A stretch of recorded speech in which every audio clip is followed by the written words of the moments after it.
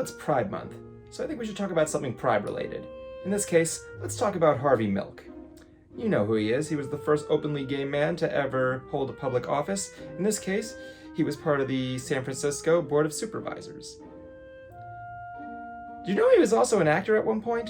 He had a 2-second cameo in a 1966 comedy movie called Chafed Elbows that was both written and directed by Robert Downey Sr.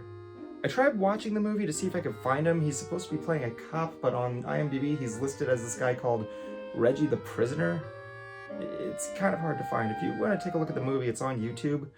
It's really weird to watch. Don't put the bracelets on me. I'm innocent. I didn't do it. I swear I didn't. Somebody help me. Somebody care. Just check it out yourself. If you find him, point him out for me in the comments section. No comments have been left.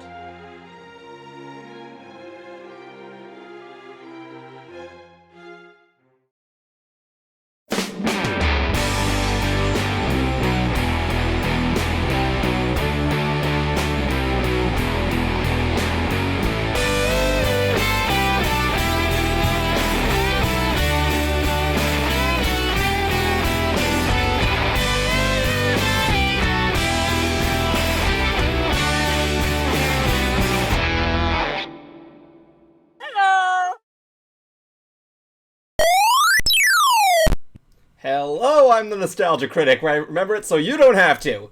So, welcome to the show. Oh, that didn't work out well as I hoped, did it? No, it did not. Just never do that again, Evan. Yeah, never. I'll have to beat you with a wet pool noodle. That's what you get for taking one of these before you stream, everybody. One of these days I gotta do a drunk stream. Seriously, one of these days we should just we should start a stream like early in the day. Good stuff. Before we begin here, I want to give a little shout out here. Before I go to the Worlds update thing there, which I meant to do in the beginning, so I apologize. A little heads up. Next week we will not be streaming on Sunday. We will be streaming on Monday, where we will have a guest host. That be Silver Quill. Silver Quill will be joining us on Ants this next week. Be there as a guest host. He'll be here the entire time. Be there or be a trapezoid. Want to see our feathery chicken-butted friend? I'm sorry, our feather-butted chicken Quill's going to be on here. And I can see he's gotten some good attention on the server. Anyway, tonight, again, not a lot of news this week. I'm assuming we're going to be getting a lot for Comic-Con, but let's see what we got this week. This week we got trailers for blah blah blah blah blah blah blah blah blah blah blah blah blah blah blah blah blah blah blah blam. Elio. Yeah, whatever. We got one for Elio and Carl's date. That's pretty much it, really. Nothing really much there to talk about. There was a trailer released for the next season of Wednesday Addams, but it kind of came a little bit late. There was also the trailer for One Piece, which we might talk about, but we'll see what happens there. Also, we got Jablonski here to give you thoughts on the recap of the recent Xbox Game Showcase. Good stuff. And a few other things. Sure, why not? Shut up.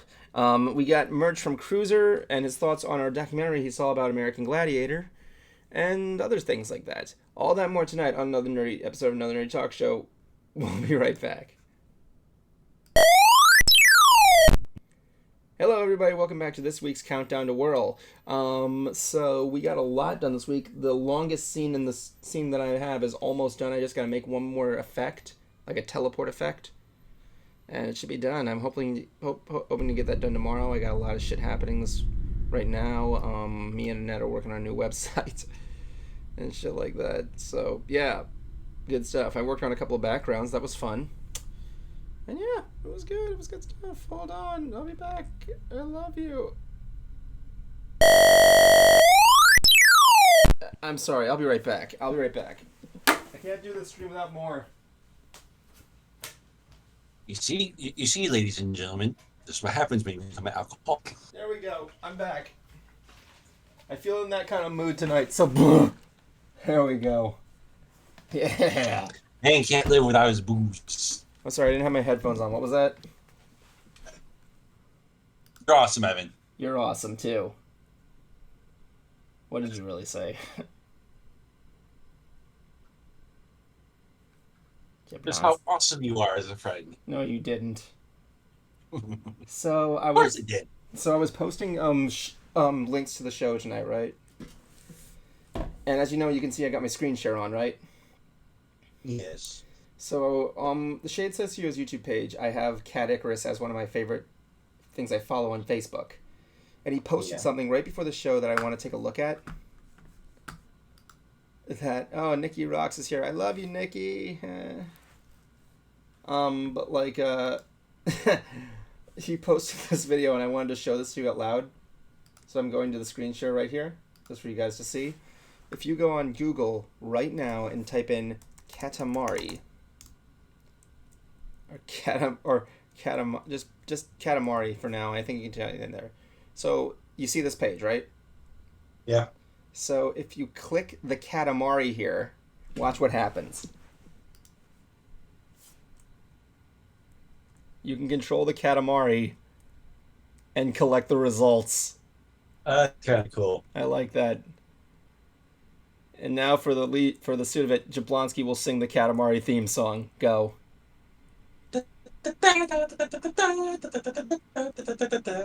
I can't. That's how it goes. Yeah, you get it. I love it. I recently showed my girlfriend Katamari, and she thought the music that she didn't really, she thought the soundtrack was okay, but like she didn't, I don't know if she got into it, but yeah. A little fun fact: when I was up, oh, I got the search bar. When I was visiting my last girlfriend in South Carolina, since we broke contact at 6 p.m. 6 p.m. everybody. We I went to Best Buy to find something to do. Because and I got Katamari reroll for like $25, and I beat it in one night. Can I roll up the Google logo? What about these flowers? Can I roll up? How about me? No, I can't roll me up. So not with that attitude, and without rope, and blunts, and drugs. Look at this shit. This is awesome. I love it. Mm-hmm. How much of Google can I fucking roll up, Jablonski? That's a question that deserves to be answered. Yeah, that does. I wanna roll you up into my life. What you'll up to be, a simple star in the sky. That's what you sound like.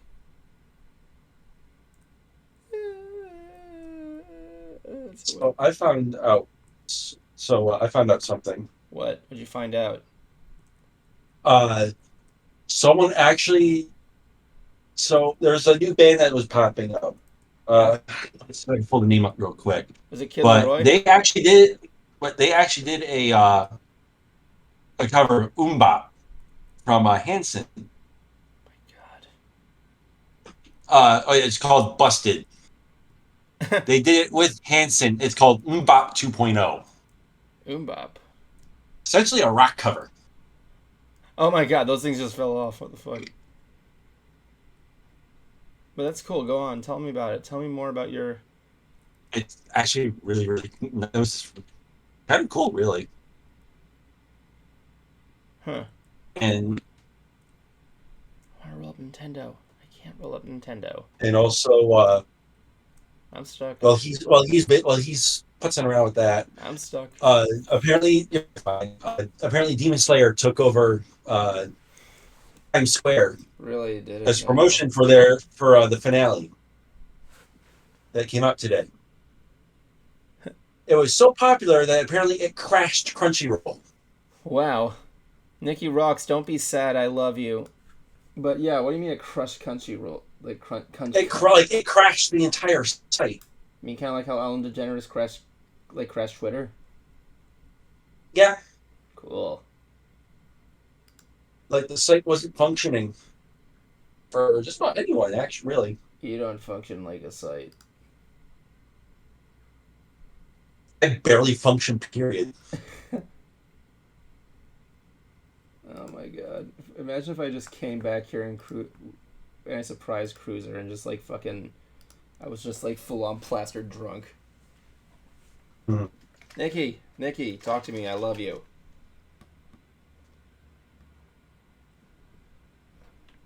But like, I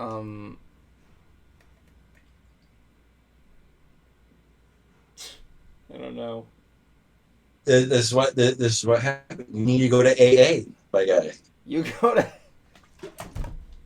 Shut up, Nikki. I love you. But yeah, that One Piece trailer. Oh, that One Piece trailer.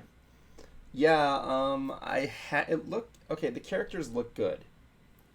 The guy who plays Luffy, I like, I like his attitude. He's clearly got the part down. Like Yeah. I've seen him do stuff. I remember they had to make a Twitter video that said his name is Luffy, not Luffy, not Lofi. It's Luffy. And I don't blame him because it does look like it's spelled like Luffy. Yeah. Thing too is that when yeah, the characters look really damn good. Yeah, especially And Buggy the they clown. got a lot. Buggy the clown Oh my looks fucking great. God, I love Buggy. Buggy looks great. I can just click where the Katamari goes. But there was one thing that took me out of the whole experience, and Yeah, I'm like, at first, oh shit, that looks really damn good. Yeah. It's gonna suck. like, It's gonna suck. No,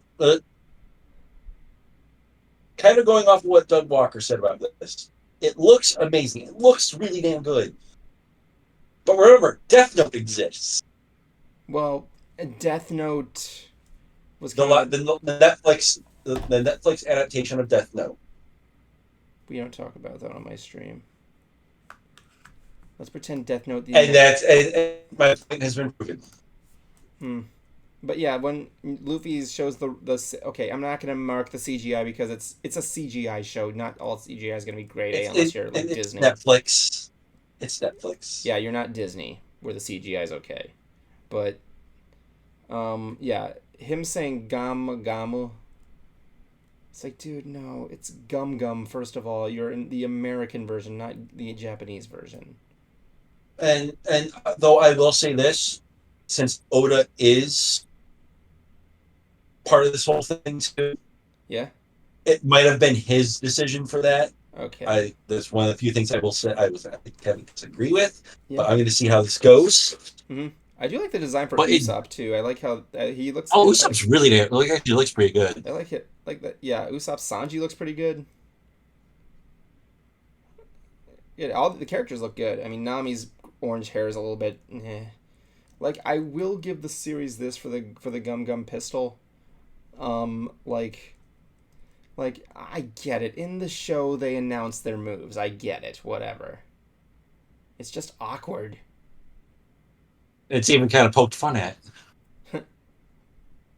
I can imagine they're probably gonna have fun with it.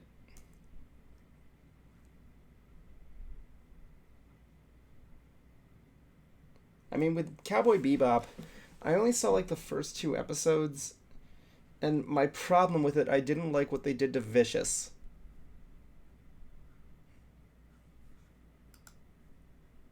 Like, that was my real problem with it, honestly. You know. I didn't see the rest, so I can't really argue about it.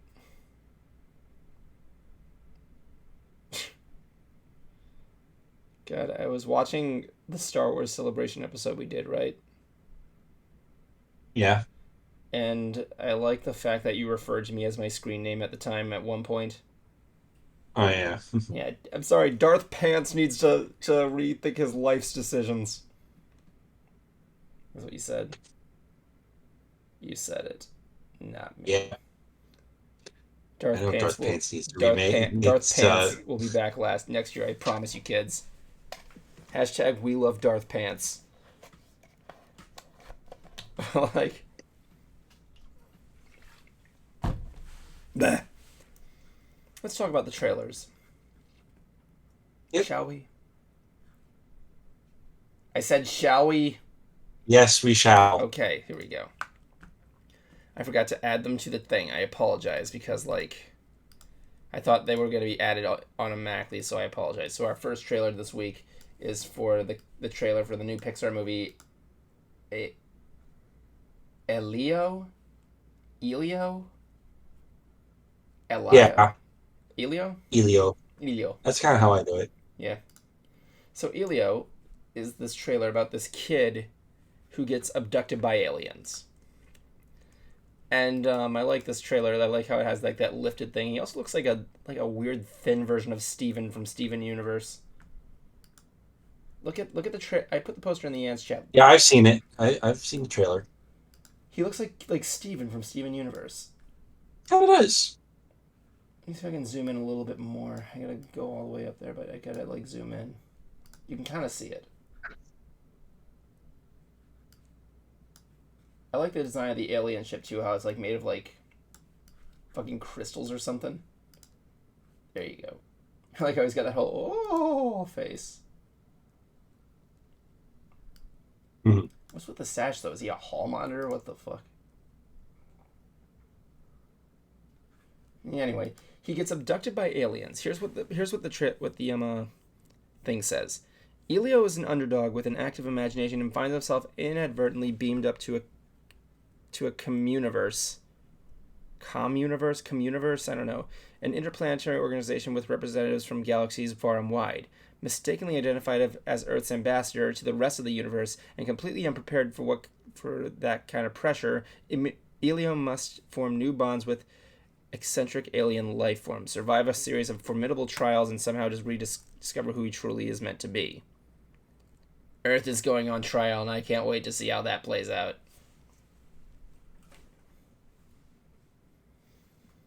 Yeah. It's like freaking. I remember seeing like. I'm looking at the whole. Sorry, I had to scratch myself with these scissors. So I was looking at this trailer, and as I'm watching all these different representatives there, I don't know why, but the entire time I'm watching the Earth on trial. Oh wait, I forgot to turn me off. Sorry. All I'm hearing is that one scene from The Wall where they're having the trial. Oh yeah. Instead of the little ragdoll, it's just Elio. Yeah, good thing that I wouldn't have been abducted, because this is what I would say. Just nuke the shit. Yes, just nuke Earth. I would just plead, we plead guilty. Nuke Earth. Can you nuke the Earth? I know who thinks they can. We know who thinks he can. Mr. Vladimir Putin.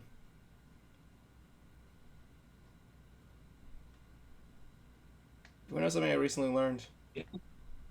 Everybody says Rasputin's name wrong. Rasputin. Yeah, it's Rasputin. Yeah, it's Rasputin. Oh my god, I'm waiting for the day. I don't know if I'd said this on stream before, but I remember saying, like, if World War III happens during the stream, like if a country gets nuked, I'm gonna pull a full-on Howard Stern on 9/11 deal and just just continue the stream all night and just getting updates. Kind of like what Howard Stern did on 9/11, where he's just on the air for the rest of the day. He doesn't clock out. He's just narrating everything he's seeing. Look that up. Howard Stern's 9/11 broadcast. Oh yeah, I'm well aware of it. I have to hear it still. I have only heard part of it. Nikki, talk to me, baby. But yeah, what do you think? I love the various designs of the aliens as well as the worlds in this movie. And again, I like the alien ship that beams them up. How it has like that weird abstract, like, how do I say this? It's like polygonal, shape-ish, spiffs. You know what I'm talking about? Yeah, I think so. Like, what did you think by the trailer? I liked it. It wasn't bad. Like it has a basic premise, and it looks like it's just gonna be a simple fun little movie. So I'll give it a go if I feel like I want to see it. Chances are probably not. Maybe. I hope so, because I don't know. I hope it does better than Elemental, because I heard Elemental's really not doing too good right now. Yeah, it's not doing too hot. I'm really upset that it isn't, because I like the animation in that. Yeah, the animation's really good in it. I blame you for this. I think the problem with a lot of the new Pixar films is that it's not an animation problem. It's a storytelling problem, and also other things. I can't believe I'm going to say this. I'm only going to say this once. Okay? For the record, I'm just saying it about this movie, not Pixar or Disney in general. This movie seems to be too woke.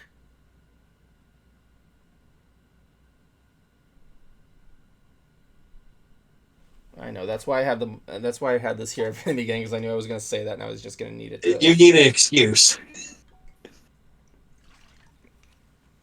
That's essentially what it is. You just need an excuse. That's the thing. That's.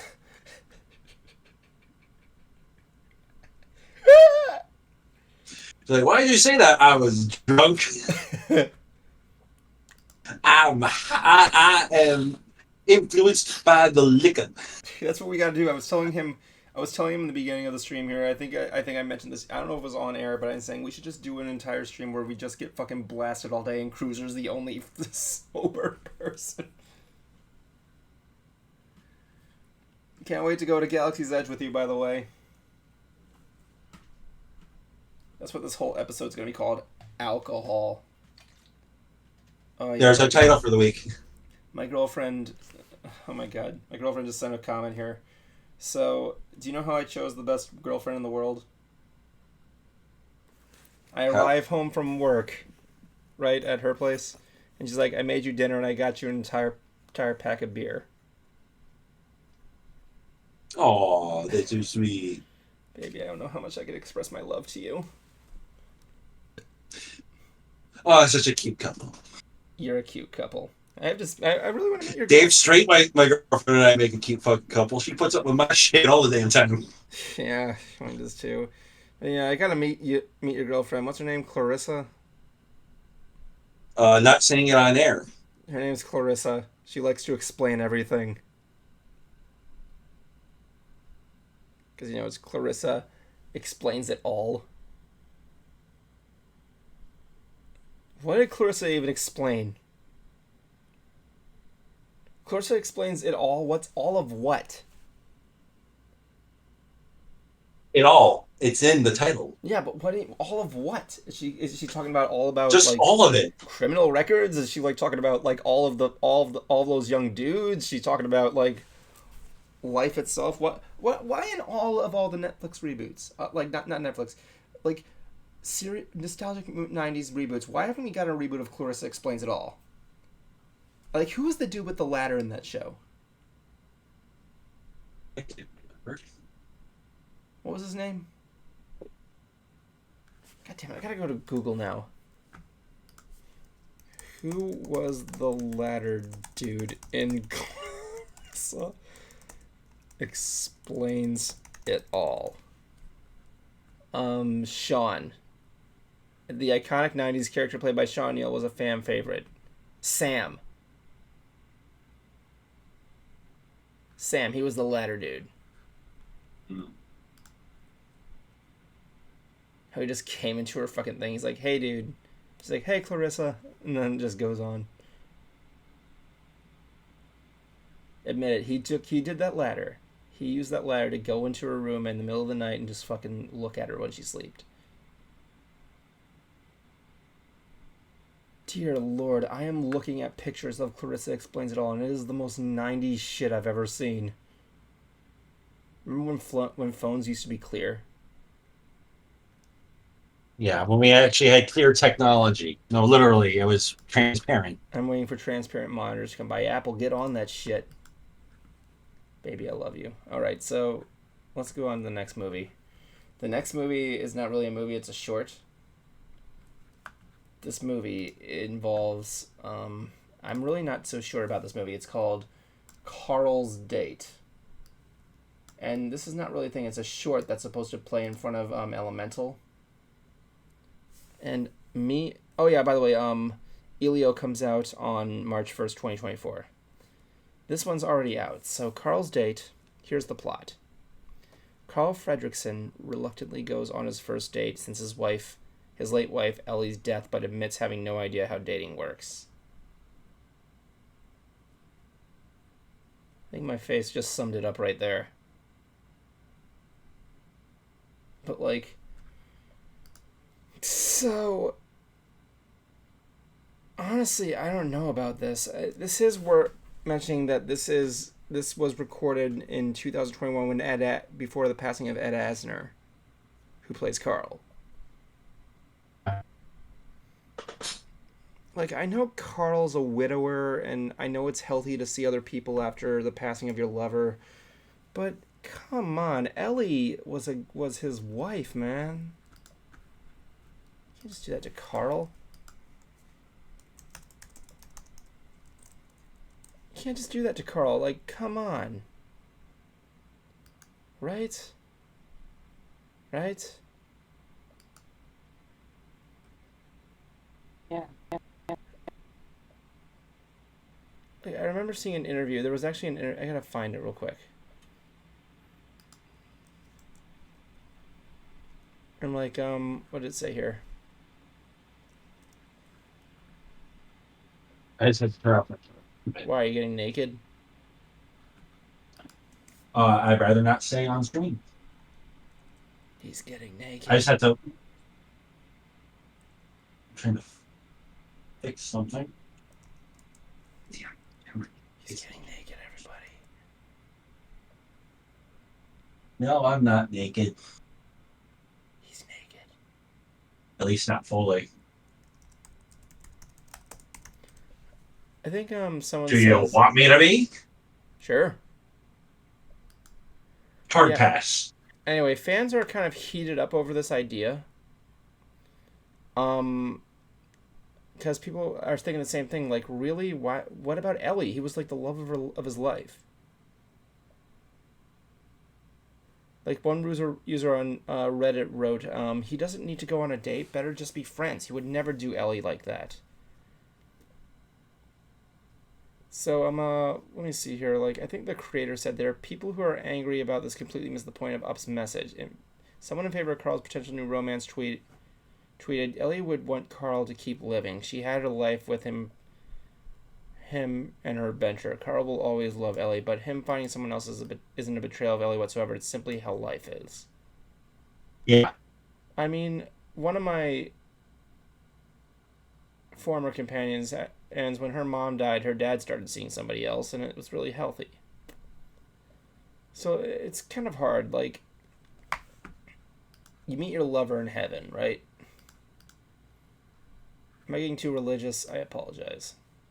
You're fine. Meet your lover in heaven, and then you're like, what the frick? What do I do if I got remarried? I mean, it's clearly a date. I want to know who the heck Carl is dating. That's who I want to know. Of course, when I say lover in heaven, I mean the person you married. Which is kind of interesting because, like, I went to one of those things where the band plays with the action on the screen. Yeah. And I told you he was naked. He where it shows the images on the screen, the band like plays along with it. And it was in Disney, and they showed the opening of Up. And when they saw the scene where they're about to prepare for the baby, and then it cuts to the hospital room, all I heard was the crowd go like, "Oh." That's a sad opening to a movie. You could just end the movie. You could put the end at the end of opening of Up. If you haven't seen the opening of Up, there you go.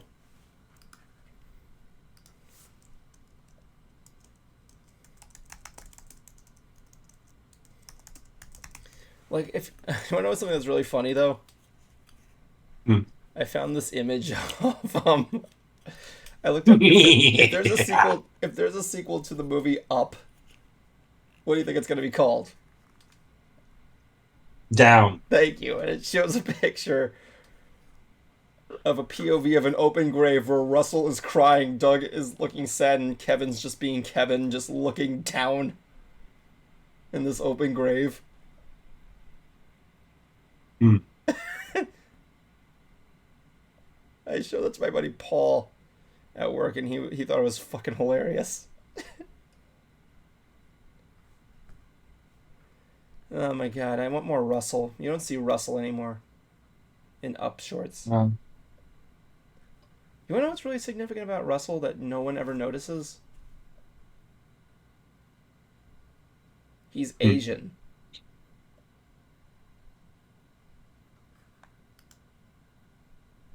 No one doesn't ever see. You're just knowing. You're just. What? You're just finding out about this. No, I've known for like years. Not a lot of people notice it though. Like, I brought up the that on. I think I brought that up at work this week, and I'm like, do you know that I find it significant that Russell's an Asian character, and he's like, wait, he is? I'm like, yeah, you didn't know that? My dad was the one who pointed out to me when Up was out. There's like one thing about Up that I never got, right? How is the guy on the island still alive? I don't know. And how is he like Carl's age? That deserves to be answered. And I'm gonna send you on a mission to find out. You are gonna find out why he's still alive. I don't mean look it up now. You gotta do it later. With that being said, let's go on to what you wanted to talk about. The Xbox Gamers Showcase. You tell them. The Xbox and Ubisoft. Okay. Well, it was Xbox. Well, it was. Well, I said Xbox and Ubisoft. Well, I saw it as Xbox Showcase, but yeah, I'm gonna go there. I'll let you take over because I didn't really see this because there wasn't any Nintendo in it, so I'm gonna let Jablonski take over for this. Nintendo hasn't done Swap yet. I'm gonna say like maybe next month we'll probably see something. Or later this month, we'll see. Anyway, I'm gonna let Jablonski here take the stand. I gotta go take a piss. Jablonski, everybody. All right, so with Summer Game Fest kicking off, having been kicked off, we got quite a few things that popped up as of late, and one of which, and this actually happened last Sunday,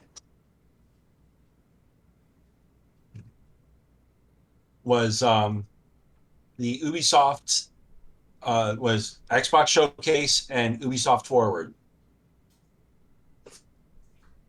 And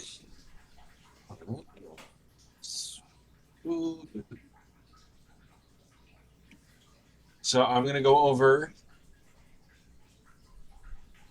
first Xbox because that's what we're going with, and then I'm going to go to Ubisoft. So Xbox, a lot of the new stuff that has been shown up are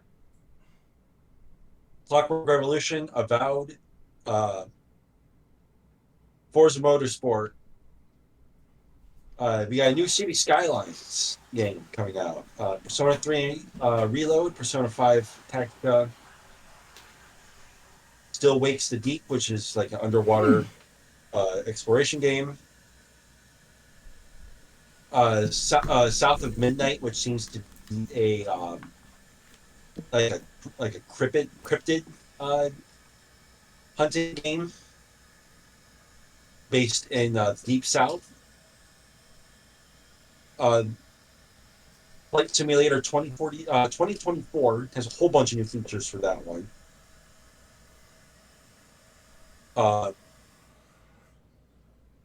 Senua's Saga Hellblade 2 we got a new look at. Towerborn, we got a look at the new Fable, at least a full trailer. Dungeons of Hitterberg, 33 Immortals. Well, leave your thoughts on him. These are just the ones I don't really. I'm getting to the ones I actually do have thoughts on. Oh, you better give me your thoughts. I want to see your good thoughts on what you think about Halo 9. You mean series I fucking dropped a while ago?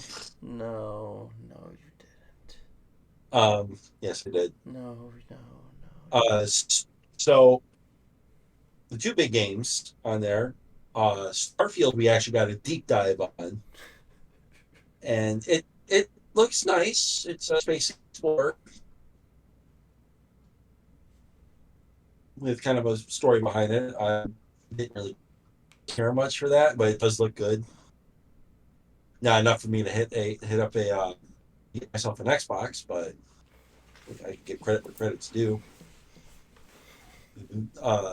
This one though, I've been waiting for a long time. I've known it's been known for a while. We just haven't gotten any information until the showcase. Payday 3. Oh yeah, I heard stuff about Payday 3, man. I got the collector's edition. I'm set. Oh yeah, and you're gonna buy a lightsaber at Galaxy's Edge? Come on, dude.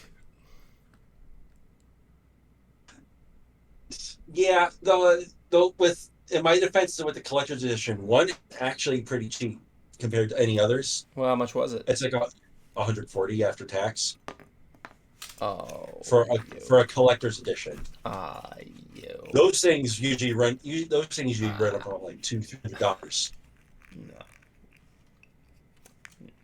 But you get a whole bunch of cool stuff with it. Even the guy at GameStop was like, "Shit, I do it just for the mask." Gamers these days getting weird stuff, man. You should see people. I think it began with a whole bunch of new features. And on top of the two, the other reason why I'm really, really excited for this one is that this doesn't run on the same engine they've been running on for years. They finally jumped to Unreal Engine with Unreal Engine 4, with plans to go to Unreal Engine 5. Really? And yep, we got some more details, and I just found this out earlier today through General McNasty, or one of the big Payday YouTubers that I follow. He went over a few things in the dev diary. The setting is going to take place in New York this time. We're not in Washington anymore. The original gang is going to be there along with two new heisters. Don't know what ones. They are moving to a season pass thing. There is going to be microtransactions, but only for for cosmetics. Nothing game breaking. Go on. And each is supposed to be, I think each year is supposed to be like four new heists, four new cosmetics, four new weapons packs, and whatnot. And I'm just excited for this one in general. And here's a hot take of mine. I like Payday more than I like Call of Duty. Ooh. I think Payday is a lot better in the sense of you actually do need to work together in some capacity and not just go off on your own. Okay. And I just prefer being a team than just kind of duking out on my own half the damn time. Because you can't do everything on your own. Sure you can. Go on. And something that I know Evan's gonna like, What? since we're leaving Xbox and going to Ubisoft. Yeah. Star Wars Outlaws. Star Wars Outlaws, I still have yet to see the trailer of, but excuse me. I've been really busy lately, so I haven't been really keeping up with a lot of the gaming trailers. I'm not really much an Xbox person. But technically, I now got. This is going to be multi-game. This is going to be multi-console. Oh, explain Star Wars Outlaws to me. It's going to be the first open world Star Wars game. I like open world games. There was a gameplay trailer that came out. Was it looking good? Is it like a class-based game? I think that's what they might be going for with it. I'm just kind of. Because I remember at one point before Disney took over, they had an idea for a Star Wars game that was supposed to be like open world. But they had to scrap it because of time and money. Yeah, but this might be the comeback for it. But I want to play. When is it coming out? No release date as far as I could tell. So far, the only open world Star Wars games I know is the Old Republic Online game. I don't remember that. Avatar: Frontiers of Pandora has a release date now. Oh yeah, I heard Frontiers of Pandora. Frontiers of Pandora. I think I remember seeing trailers for that, but I was kind of mixed on it. I've heard mixed things about it too. Is it already out, or is it already like fucking?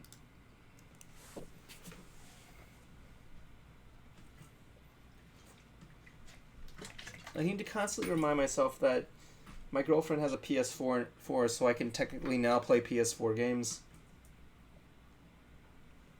Can I? If my girlfriend's watching this, Nikki, can you tell me that I can play your PS4 sometime?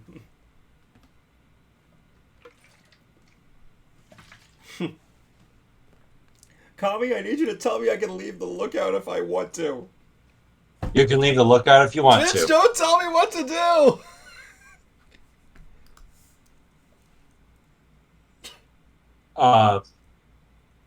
We got more gameplay of the new Prince of Persia series entry, The Lost Crown. Oh yeah, Prince of Persia. We haven't gotten a lot of that. I heard about that people like Prince of Persia. I think has a. How can I describe this? It has a good fan base, but it's kind of underground. You know what I'm saying? Yeah. I never played any of the games, so I wouldn't really know how it holds up. But I remember, but it's got a fan base. I know that. Go on. That one's coming out January 18th of next year. Cool. We got more look at a better look at the new Assassin's Creed coming out. Oh, good. Holy shit, I am excited. I don't know. Assassin's Creed, like... They're going back to basics. Are they doing anything new? What do you mean? I don't know, like, everybody says they don't hate Assassin's Creed, but they kind of feel like... How to describe this? It's like how you release a new Mario game. Or like a Call of Duty game. They release basically a similar game with minor tweaks, new weapons, and new like mechanics. Yeah, it's still fun, but this one's kind of essentially going away with the RPG stuff and going back to the stealth and going back to the originals were. I mean, I like how Assassin's Creed is open world, isn't it? Yeah, for the most part, it is. Yeah, it sticks to that stuff. But like Assassin's Creed, I still have to play some of the games. I like the one thing I can admire about the Assassin's Creed games is how normal you kind of have to act in the game with the stealth genre. Like you gotta blend into the crowd. You gotta look like a normal everyday guy when you kill people. You know what I'm talking about? I like that, and I also like how they're going through different parts of history. But like, that's the favorite part here. With the new Assassin's Creed, where's it going? This time around, we are going to 19th century Baghdad. 19th century Baghdad? Yeah. What point? Not entirely sure.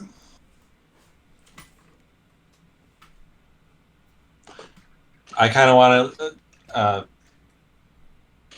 I I'm just happy we're getting back to basics Assassin's Creed game. I got the collector's edition for that one. Really? I ordered that one back last year. So Where do you get your money? You got a lot of money. Buy me a car. no, Sorry. it's what happens when you save up money. I'm able to buy nice things every once in a while. Well, don't worry. I saved a bunch of money on my car insurance by switching to Carco. Assassin's Creed is getting a VR experience. Okay. It lets you take the place of Ezio, Yeah. Cassandra, and Connor. From their POV. Yes, from their POV. That's weird. I mean, like Assassin's Creed 3D, it's like not 3D, VR. It's like wow, it feels like I'm really assassinating the dude.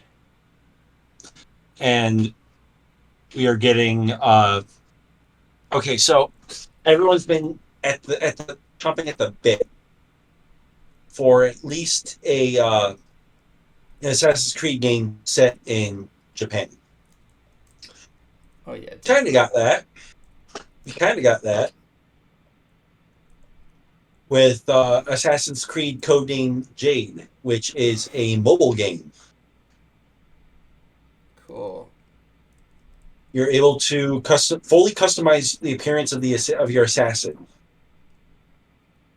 including gender, clothes, and so on. Wait a minute. Cruiser's here. It takes place between It takes place between Look at that. Cruiser's the events of Odyssey and Origins. Cruiser's here. You were expecting the Addams Family? No, I wasn't, man. But let's see. The Crew Motor Fest is coming. I love that September. reference. I love that AVGM reference, though. I love it. No, this one's fun. I can't wait for this one. And this is based off of Far Cry 3 expansion. We're getting a new show based off a game. Oh yeah, Or at least based off of something from a game. for a little crap up here, Cruiser. He's recapping the Xbox 360 Ubisoft game showcase. Well, let's just hope what we're getting is good. I have high hopes for the Assassin's Creed. You're one. good. I have very high hopes. Yeah, considering how well the movie did. I thought you I liked liked the movie. I thought you liked the movie, Cruiser. I never seen it. But I heard it's okay. Like, everyone talks about the video game the live action video game or adaptation curse, but frankly, it's already been broken. Yeah, like a long time ago. Like Mortal Kombat first broke it. Okay, it's only now people decided after watching years of AVGN and Nostalgia Critic, they went, "Oh, see, it sucks. It actually sucks." No, Because everyone wants to be a critic. Are we talking the Mortal Kombat Yeah. movie that came out in 2000, or the original in the 1990s? the original, the one with the kick-ass soundtrack. Well, I guess that I can kind of disagree on that. Let me hear, but no, I think it was the remake. Was the Mortal Kombat live action movie that recently came out good? Yeah. Eh? When it was it's good, a fun, it was good. It was a fun popcorn movie. Well, I'm getting it like this is why I'm saying, Cruiser. I'm not going to say the original Mortal Kombat was bad. I can't really say anything because I haven't seen it. But I can't say it broke the curse. It started breaking the curse because then came Mortal Kombat Annihilation. We're not talking about that. We're talking about the first movie. Yeah, but then it kind of brought the curse back, and then I think the video game movie curse was repaired by Detective Pikachu. Dude, one bad movie does not break something. Cruiser, Yeah. Anyway, Jablonski, go on with your stuff. Okay, so this one is called Captain Laserhawk, a Blood Dragon remix. That sounds sexy. It's based off the Far Cry 3 Blood Dragon expansion.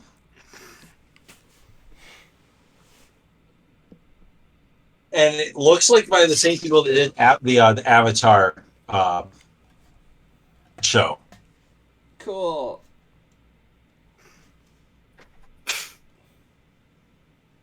Skull and Bones closed beta is going to be coming in August. which is about fucking time. I want a goddamn pirate game that I can actually play. Open world? I can't do Sea of Thieves because that's Xbox. What about Lego Pirates of the Caribbean? That's an Xbox game. It's I don't Lego. have an Xbox. And that is Lego. Yeah, I'm surprised. Yeah, that's pretty much unfair because with a Lego game, it's automatically going to be good. So yeah. We're getting a new Tom Clancy's The Division game this year. Who the heck is Tom Clancy anyway? Who is Tom? Famous author. Oh yeah, that's right. I think I heard it. What did he write? Fucking. He writes a lot of spy books and such. What did you say, Cruiser? Your obituary.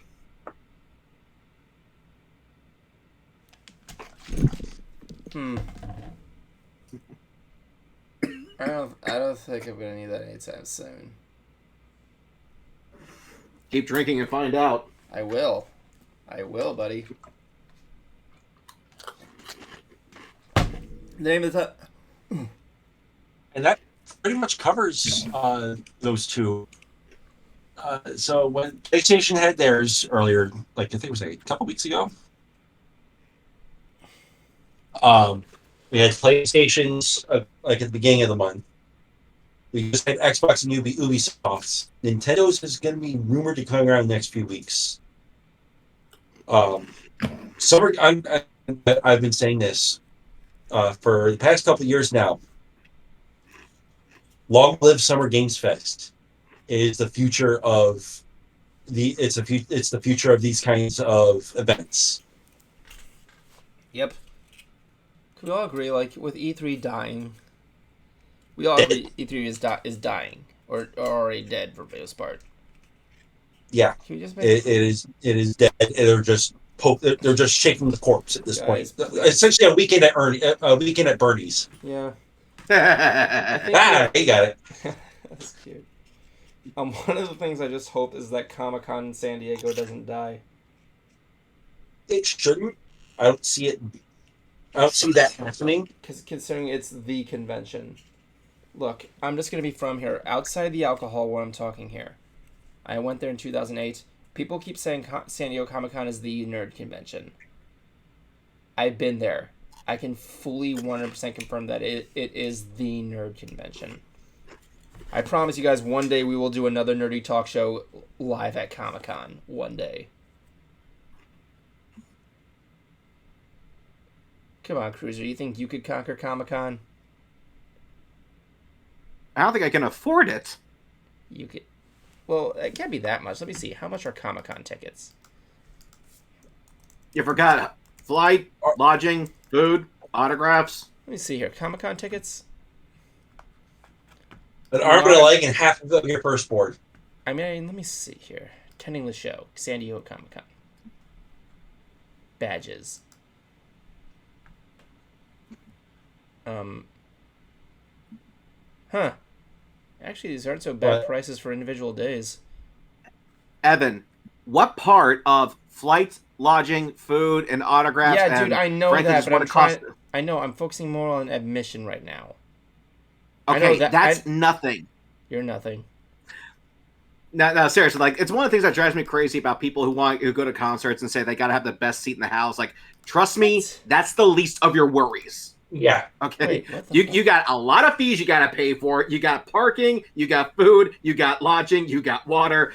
Where you stand is the least of your worries.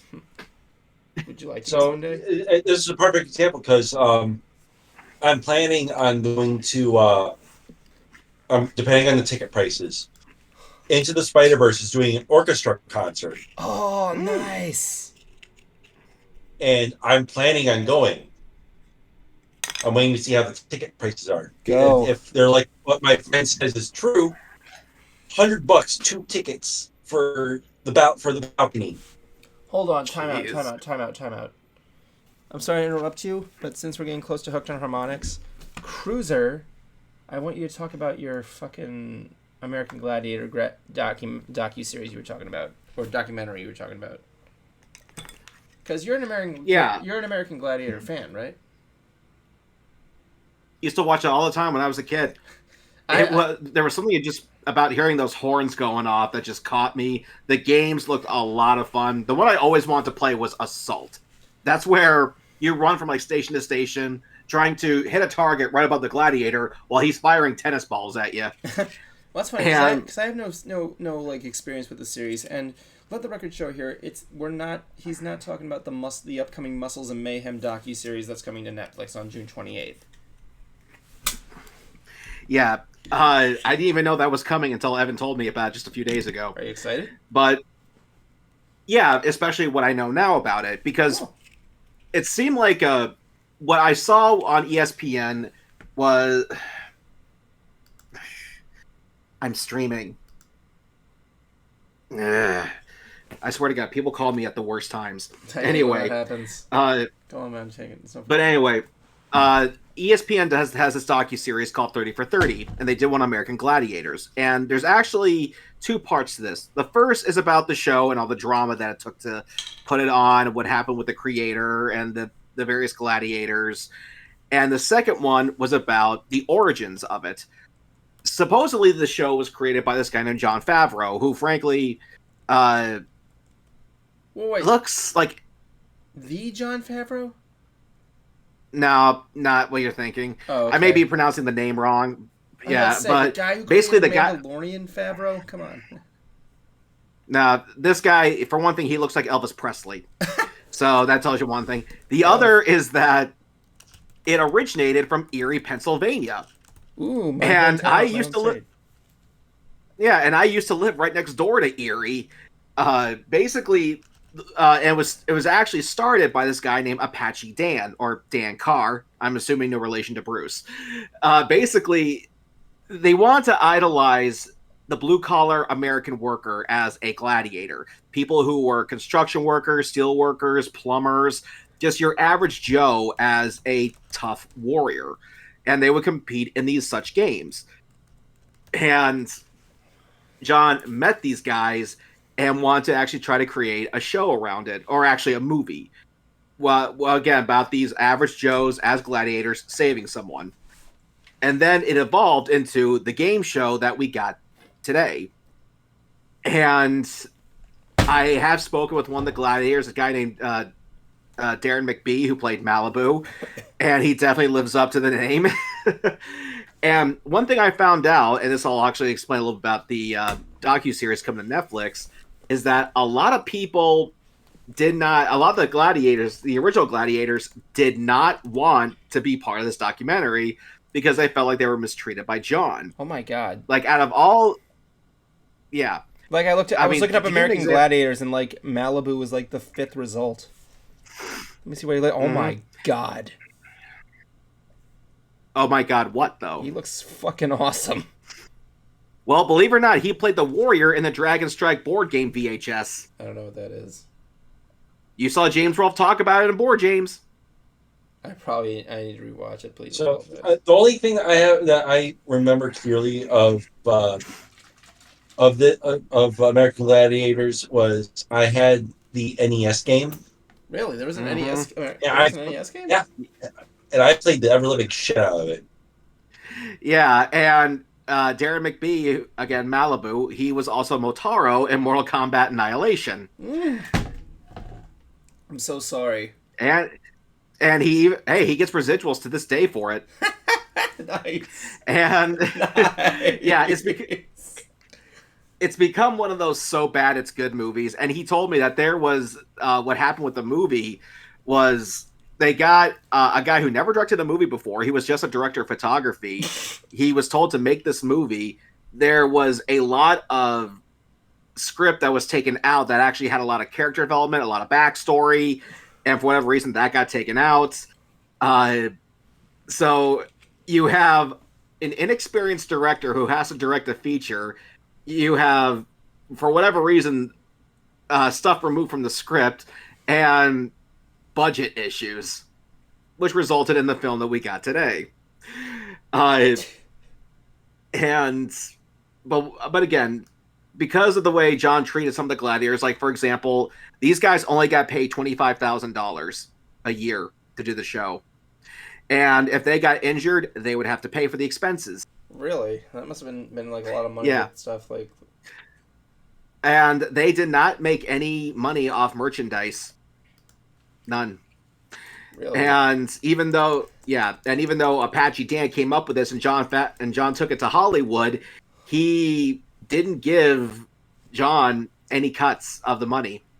However, he did make him a partner in a Gladiators dinner theater show that was held in Orlando. And it became a rock church of all things. That's the thing with Orlando dinner shows, like, you don't see him anymore. Yeah. But because of how they were treated by John, they opted. Babe, Cruiser? Oh, sorry, hold on. Sorry, hold your thought. I didn't get that. Sorry, hold on. I'm trying to... It's okay. Siri was interrupting me, I'm sorry. I think, yeah, when you said that, you activated Siri. But because of, the way they were treated by John, they didn't appear in this. However, with this new docuseries, Muscles and Mayhem, the remaining gladiators are in it. According to Darren, he said they appeared in this one. More than likely, I'm willing to guess it's because they want to spill the beans on what kind of person John actually is. And I'm hoping we can actually get Darren on here one of these days to talk about gladiators and his movie career. Like, he also played Conan in The Adventures of Conan. And he is one of the lucky few that actually had a good career after Gladiators, at least career-wise. Personal-wise, that's a different story. But it was just really shocking to find out what was going on behind the scenes this whole time. Because, I mean, come on, at the time, when you're a fan, you never see any of this stuff. You had no idea what was going on. And now, as an adult, all this gets revealed and you go, holy shit, that's what was going on? It's rather interesting. And, like I said, hopefully we can have Darren on here to talk about it, but I don't want to give everything away. But it was a great documentary, and I'm really curious to see Muscles and Mayhem now. Oh yeah, I'm glad you got something you to look forward to, man. I really do. Like, even something as simple as American Gladiators. You know that I think you might already know this, but action. You know that infamous Action Park. Oh God, there wasn't an American Gladiators thing there apparently. Really? Yeah, it was like one of those mockbuster American Gladiator shows. Apparently, if you won, you could win dinner with one of the competitors. It really wasn't that special. Anyway, with that being said, we'll be right back, everybody. We're gonna bring you back with Hooked on Harmonics because Cruiser's a beautiful person, and he knows his music stuff. So we'll be right back. He's gonna do Hooked Harmonics. I gotta go I gotta go use the restroom again. So we'll keep you back up on that.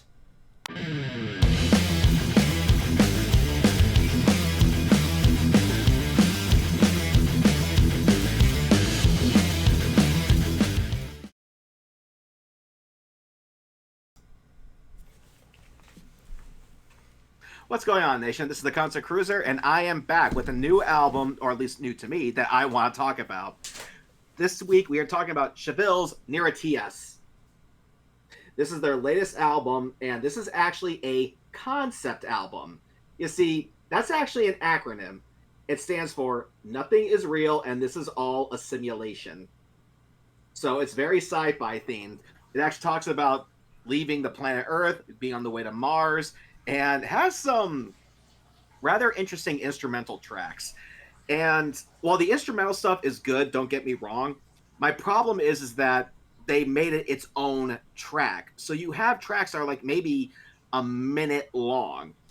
Why not just add that to the end of a song here and leave track space for another song? Now, one thing Chevelle has always been compared to is Tool. Now, I'm someone who has known Chevelle ever since their major label debut, Wonder What's Next. I have seen them twice, both at Ozfest 02 and 03. And to be honest, with their earlier stuff, I never heard it. I never heard the similarities. They were a good band, don't get me wrong, and Tool's good, but I just never heard Tool coming from them until I heard this album. And let me just say, this is better. Because you have a similar sound to Tool, but without the pretentiousness. So I would highly recommend this album for your Tool fans and for people who like sci-fi. And also, they're very autograph friendly. If you actually go to their website, you can actually get a signed CD for $30 or a signed vinyl for $50. I love it when bands do that because it gives easy access to their autograph for their fans, and it takes away the profits from resellers. So definitely check this out. They're a fan-friendly band, and if you like sci-fi and Tool, this is the album for you. This is the Concert Cruiser signing off.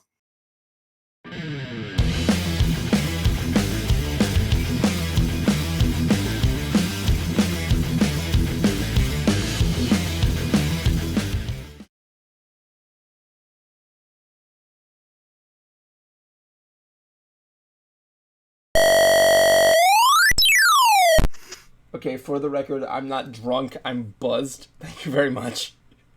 No, this is a record. Ah! It's funny, Cruiser, because, like, I actually was going to say, like, you don't own... I was actually thinking about that one day. You don't own a lot of vinyls. Not really, because I don't have a record player. No. I mean, like, not vinyl records, but more like vinyl awards, like the Golden Record Award deals, things. Honestly, like, I've never seen one up close and personal, except for, like, maybe once when I went to the Pawn Stars pawn shop. But one thing I know about them is that, for starters, they're not real gold. So that's the main thing to realize. Because if they were real gold, they'd be melting these things down and selling it for scrap. And honestly, I just think people like them because they're shiny. That's basically it. I mean, they're cool awards, don't get me wrong, but it's like, what am I going to do with this? Like, you can't play it, you just display it.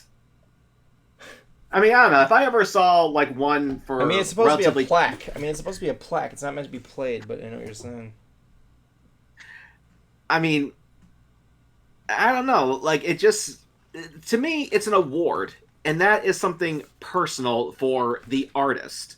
Because, I mean, they're the ones who sold X amount of albums to get it. It's like, great for them, don't get me wrong. They should be They should be proud of that fact. But it's an award that I own that is not made to me. Yeah, Cruiser, I just want to ask you this right now. I think I've asked you this. I don't think I've ever asked you this before, okay? What is the answer is blue. What is your blue? What is your God, I was telling Jablonski earlier, I'm sorry, first of all, I'm sorry for my behavior in advance. I'm keeping it stable, don't worry. This is alcohol, it's not going to be much of a hangover. But, I was saying to Jablonski earlier, we should just do a stream where everybody's just, Kuma's high, me and Jablonski are drunk, you're just the only straight guy there that's just keeping everybody in check.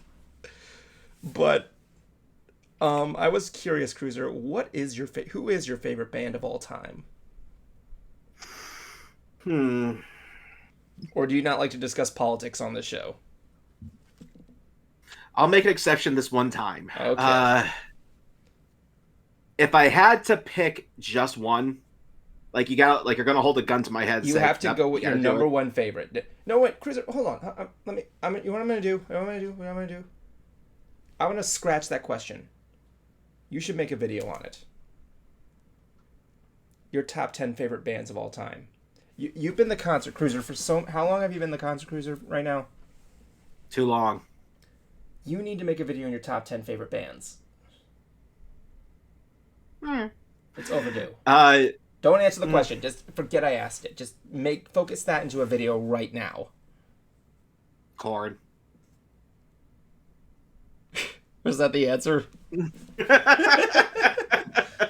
No, Cruiser. The question is, Korn with who?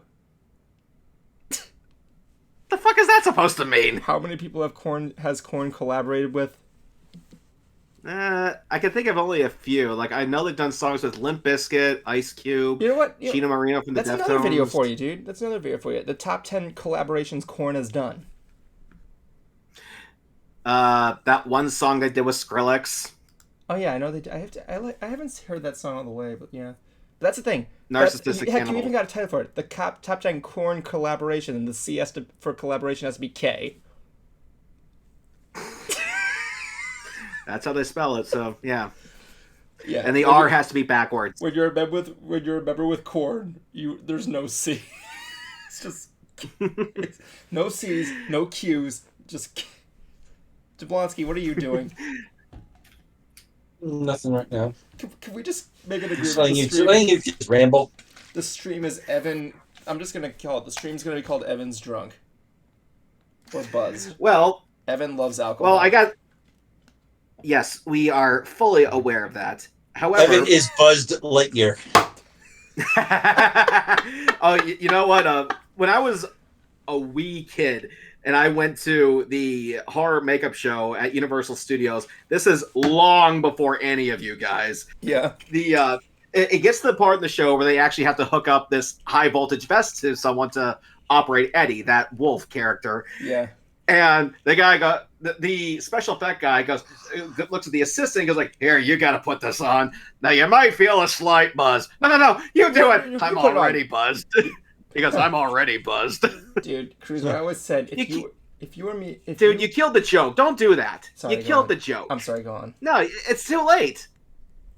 I think it's too late. I already said it. I apologize. Like, I think I've seen that joke where they're arguing and then they go to the person that they recently just called on. Yeah, but still, I love what he said. Like, now you might feel a slight buzz. No, you do it. I'm already buzzed.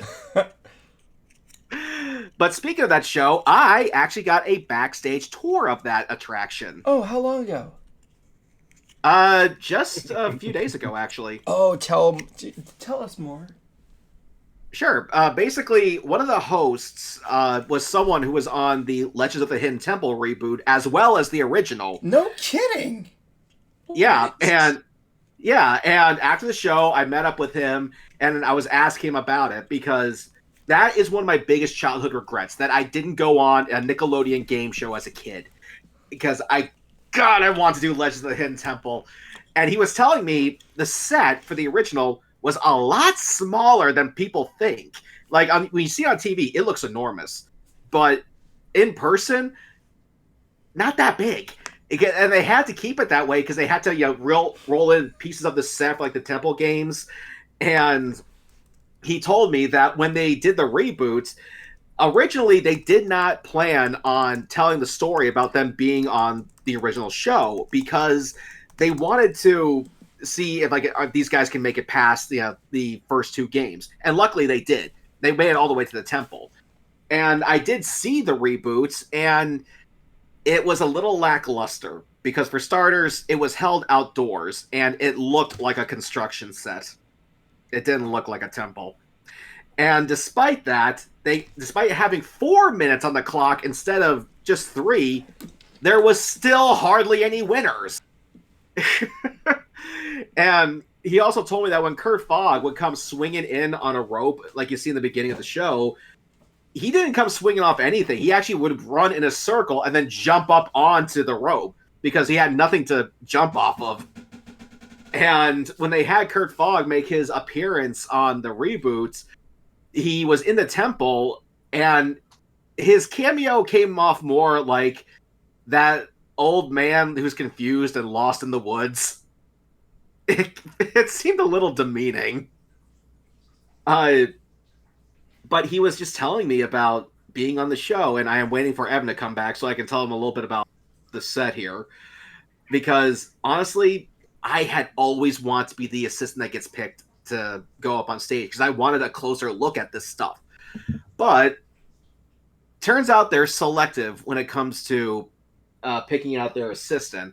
They tend to go for women and minorities because they tend to give big reactions, which I get, don't get me wrong, but damn it, I want to be the guy who gets picked on. So when he said, like, oh, hey, do you want a picture? I said, oh, yeah, absolutely. And he invited me up on stage because he pulled out the machete that has the cutout, so it has, like, right up on my neck, and it looks like it's slicing into my flesh. Oh, I love that. And I said, I always wanted a close-up of this set. And he goes like, oh, do you want me to give you a tour? Here, let me show you. And he takes me back behind the doors you see in the center of the set. This was recent, right? This was recent, you said? Yeah, this was just a week ago. Nice. Yeah, it's recent. And that cabinet that you see all those limbs on, and the hand comes up and does the jump scare. Turns out that cabinet is connected to the wall, and there's a trap door on the side of it, so the stagehand can slide himself in, and when they're playing the clip reel, he slowly puts his hand out onto the onto the counter, so when the assistant walks over, he can lift his hand, do the scare, and then just pull his hand down and slide out from under it.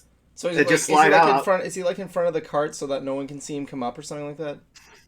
No, the front of the cabinet, those aren't doors on there. Those are just like screen panels that are painted to look like doors. Yeah. And I got to stick my hands in that little Tupperware bin filled with blood that they smear on the window. That stuff is a lot thicker than you think. Oh, yeah. Like, it's really thick. Yeah, I mean, corn syrup is a thick substance. And he showed me the trap door where Eddie comes out of, because it seems like he's not there at the beginning of the show.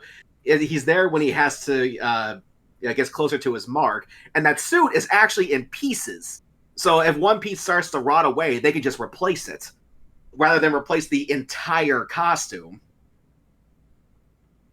And you'd be surprised, like, just how little there is back there, which I figured, but I wanted to see it for myself.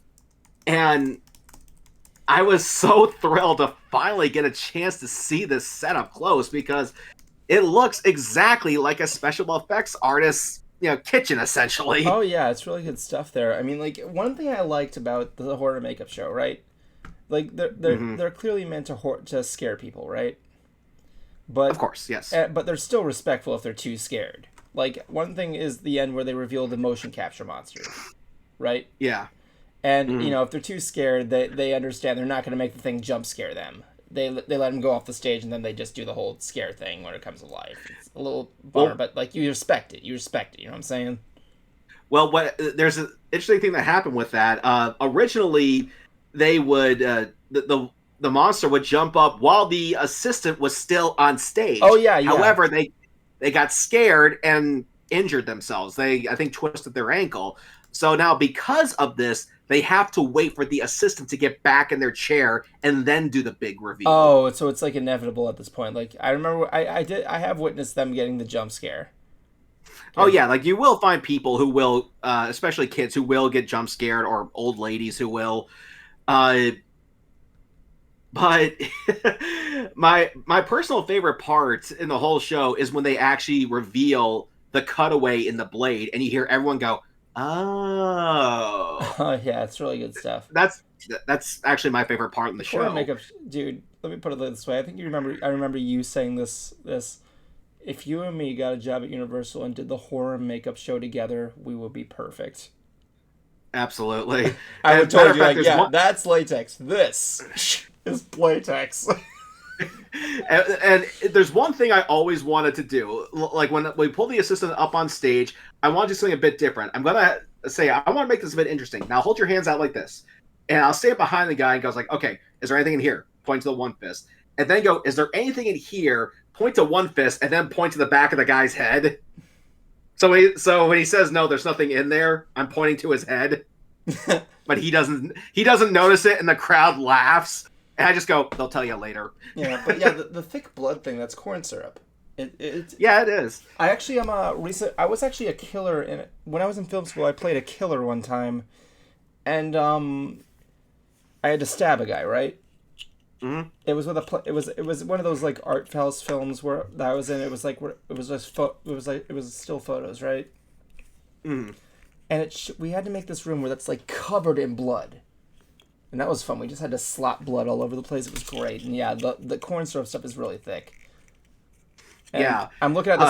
I'm looking at my director. I'm like, to think I used to put this on my pancakes one time.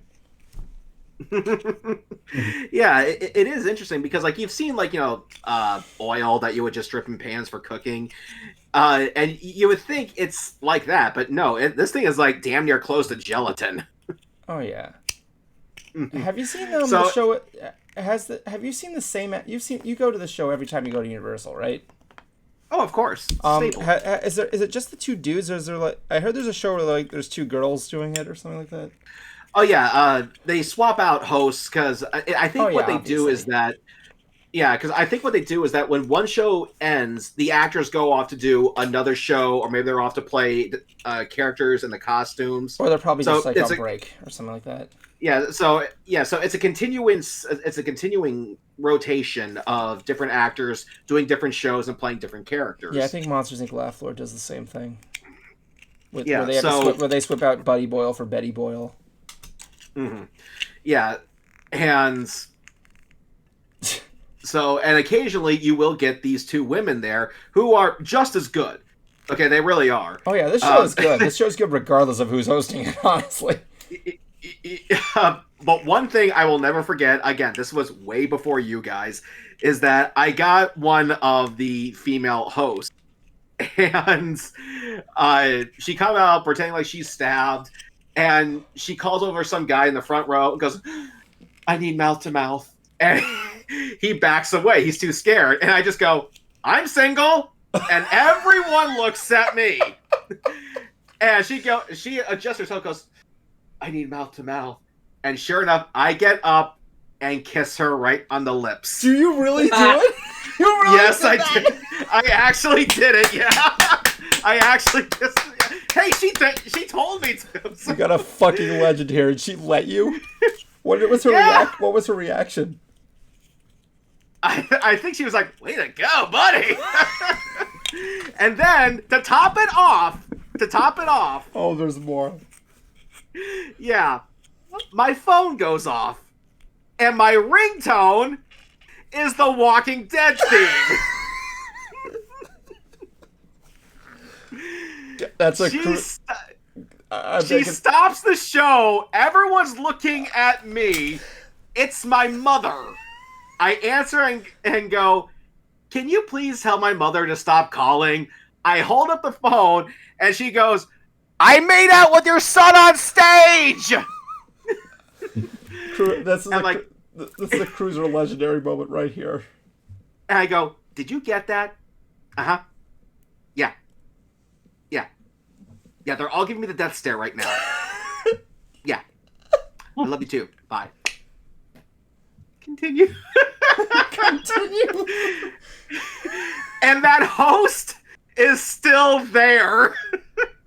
This was back in like 2013. Dude, you get to talk to her, ask if everything was okay at the end. I got a picture with her. Dude, that's a legend. That's the legendary Cruiser moment right there. Hey, the first time I ever made out with somebody was at a Papa Roach concert. So. Remember, Cruiser. No. Remember these wise words. No, if you love her, chase her and never give up. No. Cruiser, I'm giving you the center stage for this one. You're gonna tell that story right now. My first time making out at a Papa was at a Papa Roach concert? The first time the Concert Cruiser made out with a woman. Let the record show. The Concert Cruiser made out with a woman. Okay? Yes. Just what? Okay. Tell the story. So, I had the Papa Roach VIP package thing, and because of that, you get to be like first in line. And this was at an arena in Erie, Pennsylvania. So I am like right up against this thing. And keep in mind, Erie, Pennsylvania is right next door to Westfield, which is right next door to Mayville. These are two small mountain towns that are so far out in the middle of nowhere that people from bumfuck Egypt would tell you to move. Okay. Like literally, in Westfield, there's 2 traffic lights. In Mayville, there's just 1. Okay? So it's a small ass town. So we sat through like the 2 opening bands, and when you're up against the barricade at an arena show, people will come in and out right next to you. Unless your arm is wrapped around the barricade, you are like, there's a good chance you're going to get pushed away. So I got my arm around the barricade. I ain't moving anywhere. And then here comes this drunk redhead who... it was a ginger? Yes. Sweet. And she's like, woo, Papa Roach! It's like, well, hey, how are you? Like, you look nice. You look cute. and I'm like, play my cards here. What do I say? What do I do? Yeah, I'm still a virgin. She goes, Well, let's fix that. And she makes out with me right in front of Papa Roach. This is the juicy stuff I love. And let's just say my friend woke up. And I'm like, this is... And your hand, I can feel, is getting closer and closer and closer. And then she says she's married. Oh my god, I think I'm gonna throw up, my god. And so, like, and we're at the last song. She makes out with me again. She tells me she's from Mayville. Now, I'm thinking, okay, yeah, sure, whatever. A small mountain town that has 2 metalheads in it. 3 days later, I'm in Mayville, walking out of the local grocery store. Guess who I see? Oh my god, how did this turn out? Her! She gave me her phone number. And she's still married. Oh my god. I texted her 2 days later, and she goes, "Don't ever text me again. I have no idea who you are." The concert cruiser, made it, like, committed to adultery right there. You fucking asshole. That was beautiful. Hashtag no regrets. That was hashtag no regrets. That's a concert moment. Kids, don't do adultery, please. Don't make adultery worse. You will get caught. You will get caught. Yeah, you never get your first makeout session, and you never get seeing your first tit. Oh my god. Did you have sex with her or something like that? No, I just remember being a kid. Back in 1999. That makes it worse. I'm sorry. No, you saying I remember being a kid, that just made it worse. I'm sorry. I went. My first major rock festival was a radio station concert called the Buzz Bake Sale back in 1999. And it's some of the big heavy hitters they had were Kid Rock, Powerman 5000, and Staind. They obviously had a bunch of more acts, but those were the 3 big ones. And Kid Rock is white trash, and he lives up to it. Oh, and when he hits the stage, he's got a few stripper poles up there. There's girls dancing, but they were still clothed. But girls in the audience had no problem taking off their tops. And here's 14-year-old me going,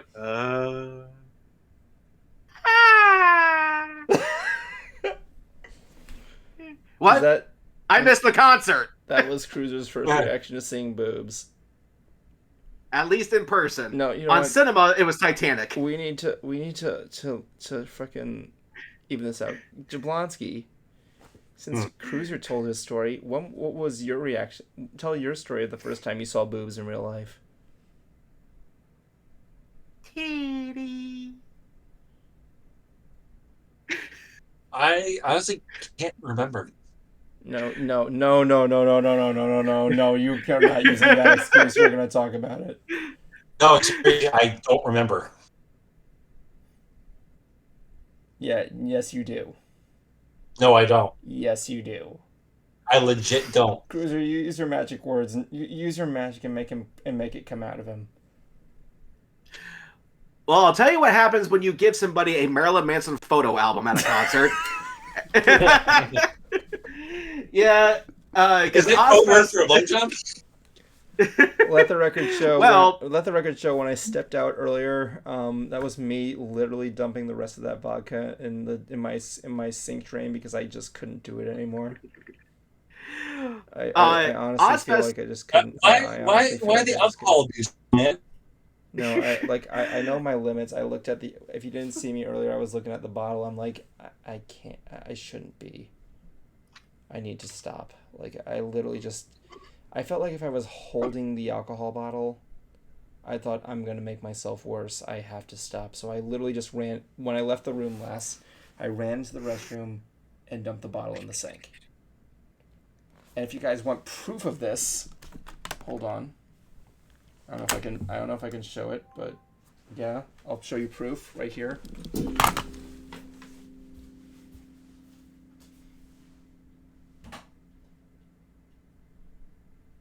What, you want a cookie? So that clears that up. a little behind the stage tour there for you. So, like, yeah, even I know my limits. I'm sorry if I'm acting like a dick tonight. So, yeah. I just wanted that to be. But a real Ozfest situation would right there. occasionally. Did you guys see the alcohol bottle in the sink? I just want to make sure the connection was good. Yes, we saw it. Okay, I just want to make sure that, like, even I know my limits.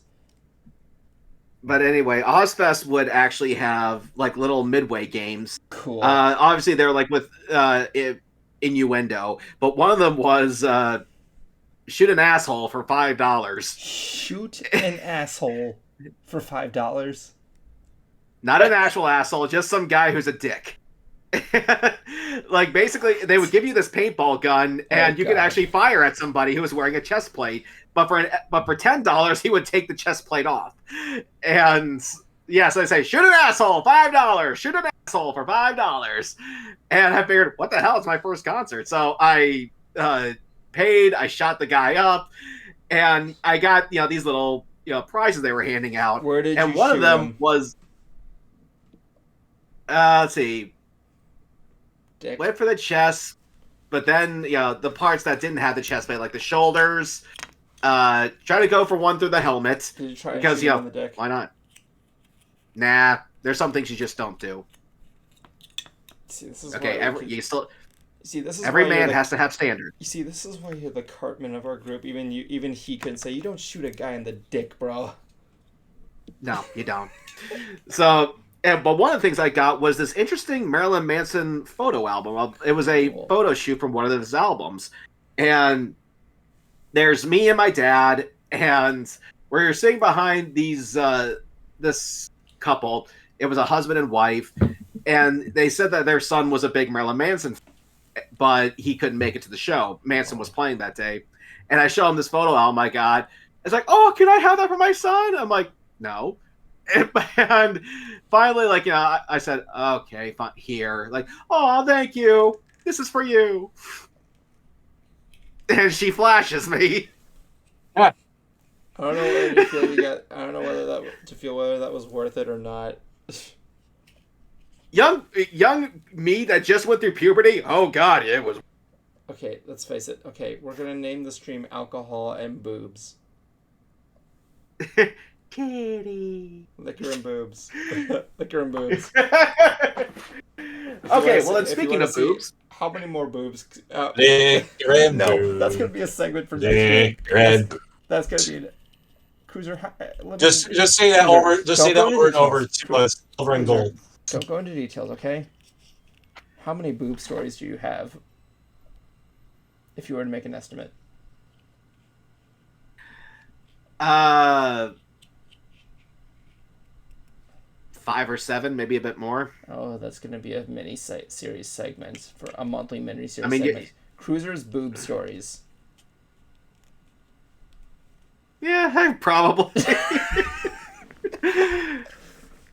That's going to be next year. There is a game trailer that I saw earlier. Next year on Ants is going to be the year of boobs. Who doesn't like boobs?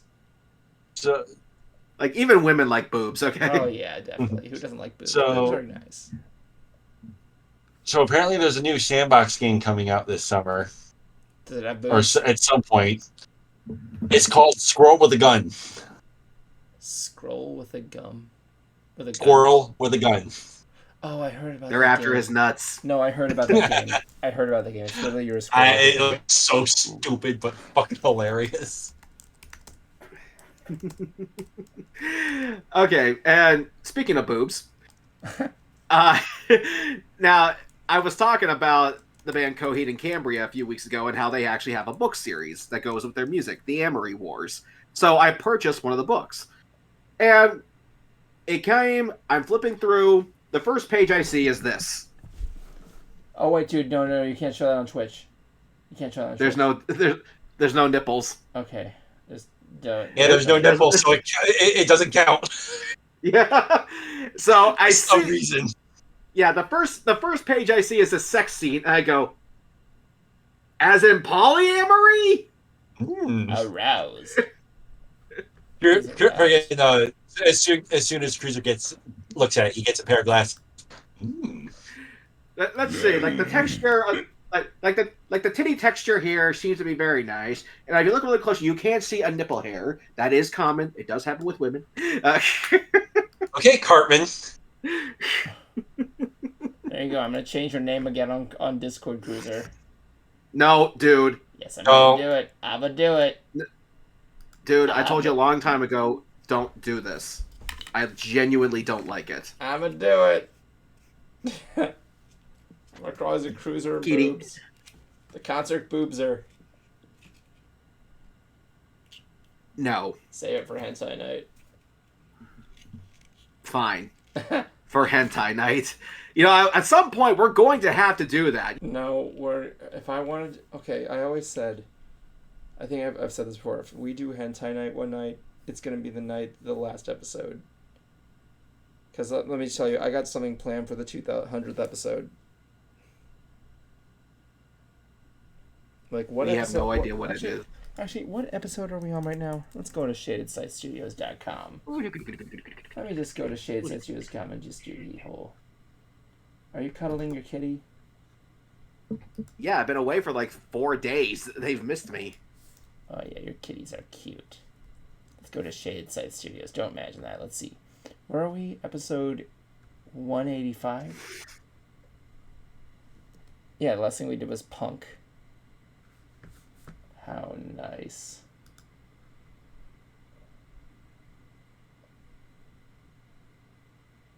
I can't. I'm sorry. Am I being annoying to you guys? I personally apologize. Well, I was going to talk about those box sets I got, but I'm not sure if we have enough time. No, talk about it. Just don't take too long, you know?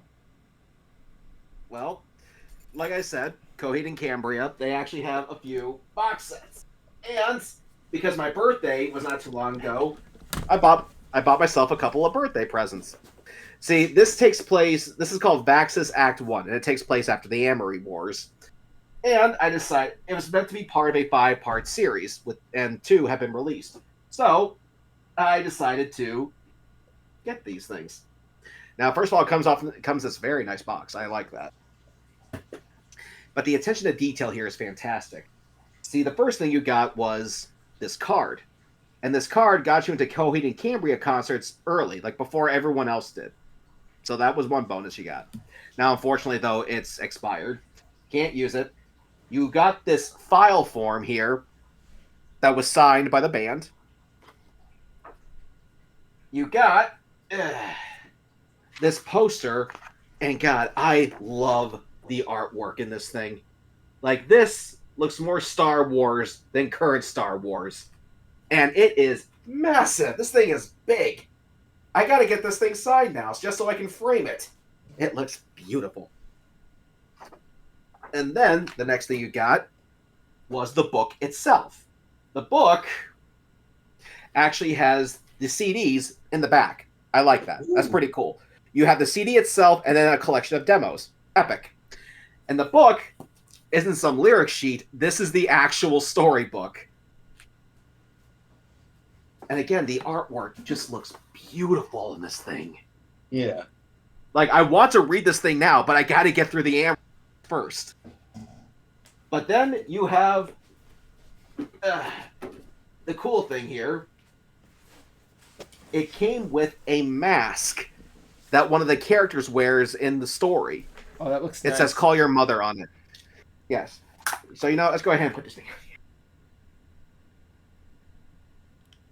Cool. Hold on, I want to get a screenshot of that. Just make a good pose. Make a good pose. There you go. Oh, that turned out really good. I'll send that to you immediately. Dude. Oh Yeah. God. So, and keep in mind, this was discontinued when I bought it. And, like, everyone on eBay was selling this thing for, like, $400. But luckily, I found one that was cheaper. Sweet. Granted, it still cost a penny, but it was the cheapest that I can find. It was my first time also checking out Oh, this shit. What? I just accidentally... I was trying to send it to you, but I accidentally sent it to my girlfriend. Whoopsie. Using this site called Discogs. It's some kind of rare vinyl web store that's kind of like eBay, except you don't bid. You actually straight up purchase. And, oh, shit, I forgot to put the ribbon down. Yeah, this box has so much stuff in it. It does have this ribbon, so you can pull it out. How did my ceiling get on my floor? How did your ceiling get on your floor? Yes. Let the record show, Evan is drunk. I'm not drunk. No, I can see fine. It's just like I'm just... how do I describe this? Like, being buzzed, it's like... I'm not drunk. I can drive, I can see, I can do totally thing. Like, Cruiser, test me. Test me to see if I'm drunk. Well, hold on. I got to show off Bax's Act 2 now. That is blue. Yes. Yes, it is. This one was still for sale, so I didn't have to spend so much for it. But one thing that people do that drive me nuts is that when they sell something like this for an exorbitant amount of money, but you can still find it on the band's website for a fraction of the cost. I'm like, do you really think people are that stupid? Yes. Anyway. Not you. Neck of the... now, Act 2 came with another card that got you into shows early, but this just expired, so fuck. The next thing you got was this other form. Now, this was pre-ordered. It would have been signed, but I got it afterwards. So, something to look forward to get signed. Okay, you got another poster, which, again, God, the artwork is fantastic on this thing. Let me see. Oh, that is nice. It looks more Star Wars-y than current Star I Wars. wouldn't say Star Wars yet. I'd say more Stranger Things, but... or like Well, Doctor the kid... Strange. It's Jablonski, still, though... Doctor Strange. Like, God, I love this thing. I gotta get that thing signed. That's all there is to it. Let's see. You got the book. The disc is in the back, which I like. And again, just the artwork is just beautiful in this thing. And then you get the bonus that came with it. Need to actually set this up here, but this will not take long. Okay, plug that in. Okay. Plug that in. The last thing that came with this set was this. Oh, what is that? It's like one of those plasma balls, and oh, sweet, nice. Man. I love it when bands do this. This is fucking epic. That is so cool when you get like a 3D printed thing, man. Yeah, and of course, like a plasma ball, you touch it, the lightning goes towards your finger. It's so cool. I love this thing. Jablonski. Jablonski has been Cruiser, I think you agree with me when I say this. Jablonski has been surprisingly silent these last 10 minutes. Because it's hard to compete with me. I got cool shit. Really? Yeah, you do. But so do I. But at the same time, I don't want my cool shit over you cool shit. No, you can shut up and tell me what is the best thing in your collection. Oh, Lord. What do I got? And no, don't describe it. Bring it out. I'm trying to think what I have. That's available because it looks like you got some things there that are packed Because I've already up. told you guys what my best collection items is, and that's this one thing right here. Stan the Man. Stan the Man, Lee. man. Dude, we gotta do an entire stream tributing Stan Lee, man. Remember that? I remember doing the stream when Stan Lee died, and all of us were sad. He was like the most genuinely one person that said that we all were upset that left. And how the hell is Keith Richards still alive? Who the fuck cares? He has the liver of Dude, God. that's going to be one of the biggest. That's going to be one of the biggest mysteries of life. How the hell did Stan Lee and what's her name from the Golden Girls go first, but not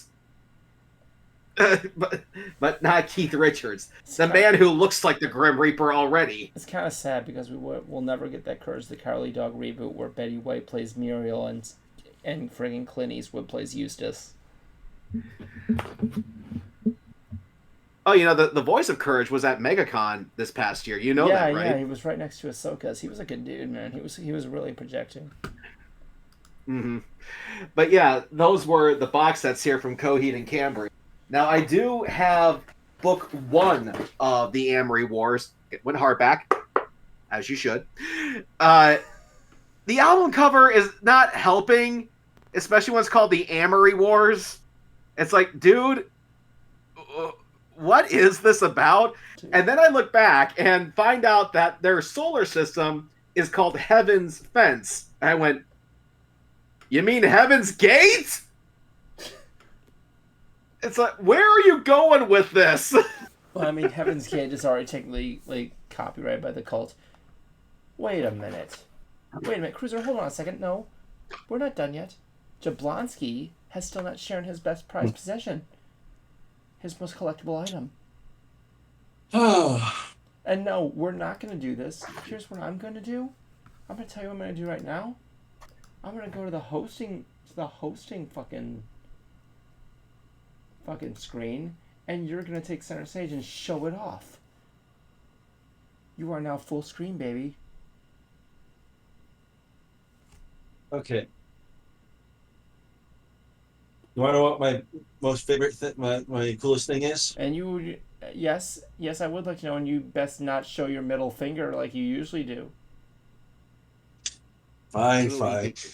He beat you to the punch. Yeah, dude, Second edition, bitch. Second edition. But no, this is probably the best thing that I own. No. Jablonski, I'm being serious. Show it off. And I'm being serious. No, show it off. See this? Your cup doesn't count. Yeah. Yes, it does. What, in your opinion, is the most valuable object in your room right now? And I showed you. It's a cup. Cruiser, Yeah, from my girlfriend. Cruiser, your verdict. For who? Cruiser, you're the collector. Cruiser, you're the collector. Your verdict. I would have to say probably at least one of them. One of them would probably have to be Jason David Frank's autograph. No, not in your collection. You think that would be? You think the cup counts? As No, but I'm saying that's probably one of the most valuable things in Jablonski. Jason David. Okay, Cruiser. Okay, Jablonski, show it off. You know you're screwed when Cruiser can tell. Jablonski, put the cup. Yeah. Jablonski, this is. I'm showing it off. Put the cup down and show it off. This is what it is. No, it is not. Dude. You know why this is the most valuable thing I have? Yeah. Because my girlfriend got it for me. She helped make the thing. Okay, let's actually specify a bit more. What's your favorite nerd collectible? God, I don't fucking know. I can't do this anymore. I can't.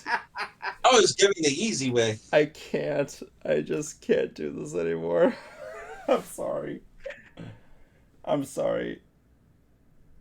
I think I destroyed the stream. With his intoxication. Yep. And bye. Want to consider doing at least for one day of this is go to Fanboy Expo in Orlando. Oh, I heard about that. Is it? I don't know much about it, but like because they got Boba Fett. Which one? Let's see here. Like Book of Boba Fett, or the original Boba Fett's dead, so that kind of narrows it down. He was in one of the original trilogy. No, he's dead. I met him one time. You introduced me to him. see here. You introduced me to him one time. Let's see here. Glenn Randall. Glenn Randall. Let me see. Celebrity guess. That's not Book of Boba Fett, is it?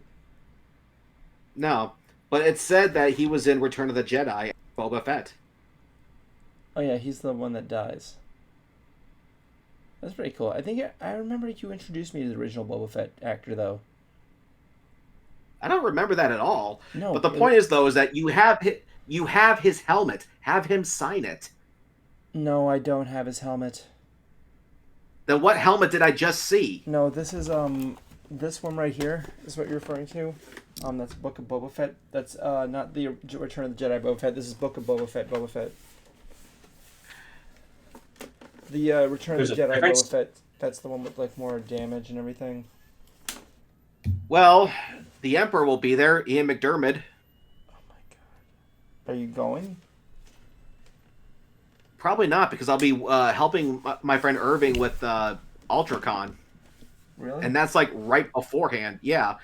And even Warwick Davis, Willow, he's going to be there. Oh, Warwick Davis in general is a good voice actor choice. And they also got John Rhys Davies, who played the dwarf in the Lord of the Rings movies. Dude. Ooh. Bruce got a shout out from him. Oh fuck, Caitlin Roderick is going there. She's the voice of Minnie Mouse, and the voice of one of Concert Cruiser's favorite characters, Agretzko. I do like her, but I do wonder who does her death metal voice. Lex Luger. Oh my god. Whenever I hear Lex Luger's voice, all I'm thinking of is that one Superman, is that one Robot Chicken fucking joke. We got souped!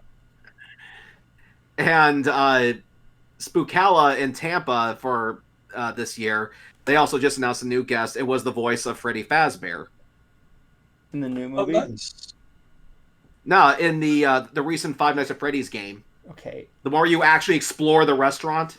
Okay. Oh, security breach. Okay, you know what? Something? I'm just gonna say something up front here before before anybody goes up crazy. I was using the Five Nights at Freddy's jump scare screen before it was cool. Right. No. I'm dead serious. Okay. So I was recently going through some files, right? And the scream that's used in the original FNAF game, apparently I used it on Snow and Mount Silver for the Rotting Celebi theme. Scream. I just pitched it. I recently found the file. I am dead serious. And yet, your career didn't take off. Like, I wanted one. Yeah, you do. Nah, I don't. I have my I have my 15 minutes of fame in the Creepypasta fandom, and that's it. What is it? Final 5 time? Not quite. No, it isn't. Yeah, we gotta stretch here. Do we need to? Okay, everybody stretch. Everybody start stretching. Do some stretches. Yeah.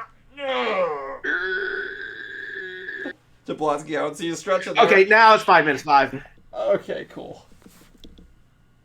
Jablonski, why didn't you stretch for us?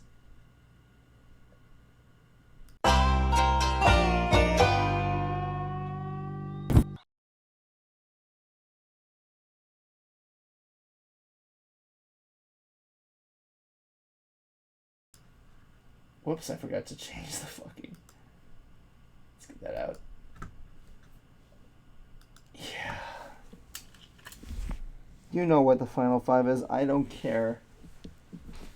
I'm just gonna go first. I've been doing stuff for World Part 2. That's all you need to know. Okay, let's go on to the next one here. It's gonna be the Concert Cruiser. Okay. Hold on. Your time begins now. I'd like to thank everyone who watched the Atheist video I did. Didn't get a chance to talk about it here, but hopefully we'll in the next stream. And it's about time for me to start making my update video, telling people where I've been. There's a lot that happened that I won't go into huge detail about. It's my fault. He's one of them. And just want to get Huff Rock back going again. There's also a moment Jablonski segment, but something that happened with Ramstein that I want to talk about, which I already did on TikTok, and I'll do it here next time around. So stay tuned, everyone. Okay, next up is Jablonski. You need to fucking do your shit, man. I'm gonna reset the timer. Your time begins now. Not too much going on. Just got, well, at least for creation-wise, I've just been too focused on a whole bunch of stuff between chipping away at the stuff for Evan, getting my ass ready for a trip that I'm doing next month, getting ready for a few other things, school, got work, cleaning, whole bunch of shit. So yeah, I've only just started writing my Halloween article for the year. Probably was when I'm going to finish that one.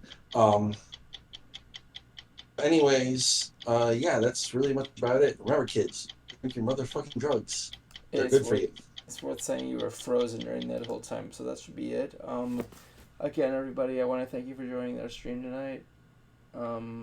Next week we'll be doing our show on Monday, where we'll have Silver Quill joining us. Is that all I can say? Mm-hmm. Yeah. Bye.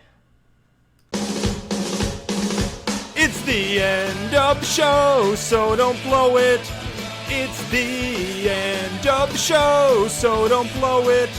It's the end of the show, so don't blow it. End it right.